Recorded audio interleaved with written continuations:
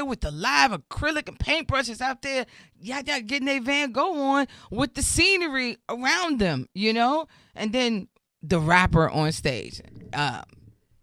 Knowledge itself is literally what it says.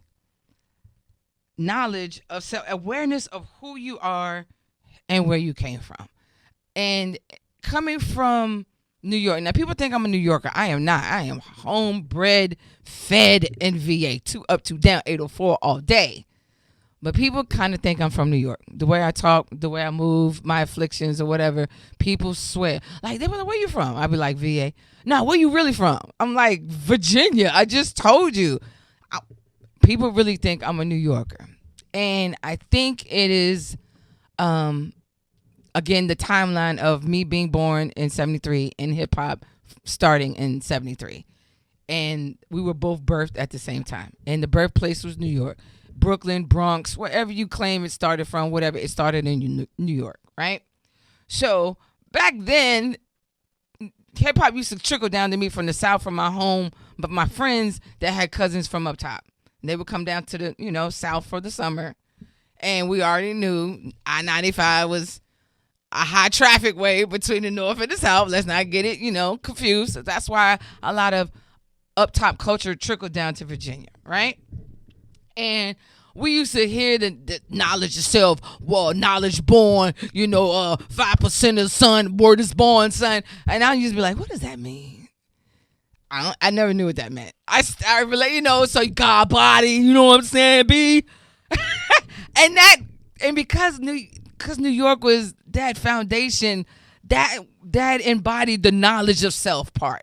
Got to have knowledge of self, got to know your mathematics.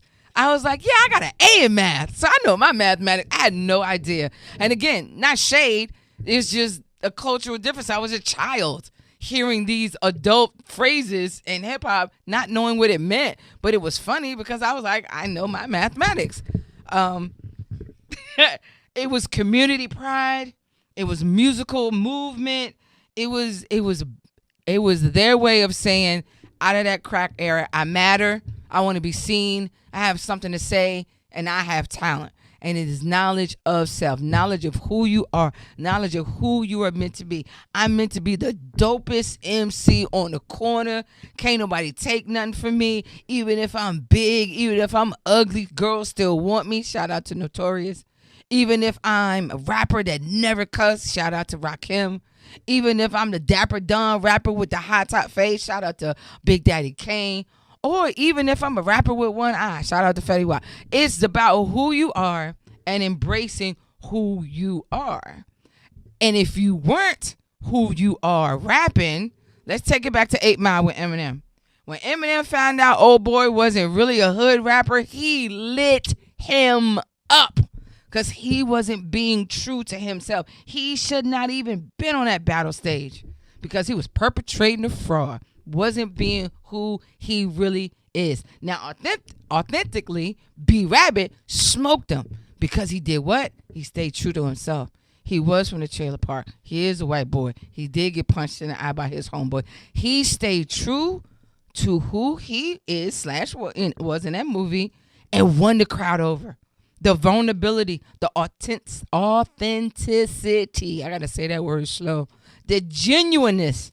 The pouring out the bars and letting everybody know this is me exposed and not like that dude over there because he is perpetrating a fraud. He is layered and imposter stuff. That's what knowledge of self. That's what it is about being who you are. Now, I got to throw a little shade when it comes to the knowledge of self narrative and being who you are. And it has to do with the LGBTQ community. I'm a part of that community. And this is where I throw a little shade at the hip-hop community because you can't say this is an element of hip-hop. And when people are truly have knowledge of themselves and they know who they are and they put who they are in music, and it's bars. It has everything else, but it just happens to be from a different community that you're not used to. Hip-hop's not used to having those people from the community in hip-hop. But they were there. They were just so undercover. They was so undercover.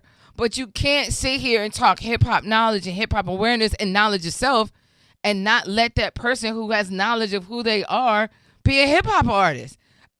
Okay, the bars might be trash, but guess what? Silk the Shocker couldn't even rhyme on beat. Okay? He can't rhyme on beat, let alone throw a bar out there. But because he's not in the LGBTQ, we gotta be like, okay, we embrace that? No. Garbage. Garbage. That's the big thing as a hip-hop aficionado enthusiast. If you want to say we must follow the elements of hip-hop to be true hip-hop heads, knowledge itself is one of the most important ones. And when I say knowledge yourself, it's knowledge of who you really are and how you showcase your authentic, genuine self. And hip-hop has to understand it is not always going to be under a hetero dynamic. But as long as you ain't hurting me over here with your bars, Sexy Red is killing me, to be honest, because boo, girl, sit down. But if somebody wants to express their love for their partner and it's bars and the production's good and he got flow, I'm gonna embrace it, because that's what hip hop is about. That's what we do as a culture. That's why we need to get back to that. We also need to get back to lyricism, but that's another thing. I just need people to understand you kind of come across hypocritical when you, I don't listen to that. Oh, I ain't listen to that because and then you go against the main element of hip hop, and that's knowledge yourself. I think there is a sub element of hip hop that never gets mentioned but should. Can we talk fashion? Can we talk just how hip hop brought out the fashion? How we take hiking boots and make it streetwear. What? We ain't going hiking, but baby, some fresh butters? What? Some fresh J's? Made you feel like a superhero. What? You could not tell me some fresh J's made you feel like a fresh do, fresh cut, fresh J's, fresh white tee. Am I white tee? Am I white tee? It's not just music. It's a culture. The way we have pushed fashion forward, we're on red carpets. We're in the Fashion Week in New York and Paris. Well, who is it? Rihanna's husband. What's his name? Not husband. Her. I don't want to say baby daddy. Her partner. What's that? ASAP. Calvin Klein commercials? I told you, hip-hop is crazy. He ain't even got to spit a bar no more. He walking down Fashion Week. His girl is a billionaire. He a proud dad. And how it start? Through hip-hop.